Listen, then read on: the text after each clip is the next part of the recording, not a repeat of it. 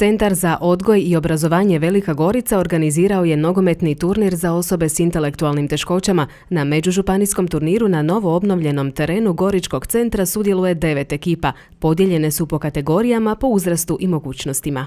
Tradicionalno već svake godine, osim sporta, osim sportskog natjecanja, sportskog duha, želimo da se i naši korisnici i naši štićenici ujedno i druže i provedemo jedno cjelodnevno divno druženje u našem parku, u našim prostorijama. Zaključit ćemo to jednim zajedničkim ručkom, zajedničkim glazbenim programom, tako da se nadam da će svi sudionici otići danas zadovoljni i sretni i podijeliti svoje impresije, svoje iskustva kući kad se vrate. Natjecanje i pobjeda u ovom slučaju nisu imperativ. Kvalitetno druženje i korištenje blagodati bavljenja sportom puno su bitniji. Sport pomiče barijere, pomiče granice, čini nas sve skupa zajedno jednakima.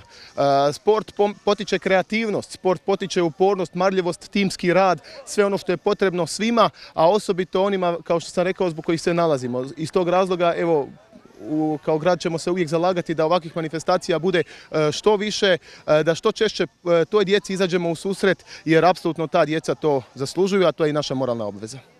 Ravnatelj Centra za odgoj i obrazovanje Katalinić najavio je da će turnir u budućnosti još narasti i po broju sudionika, a uključit će i neke druge sportove.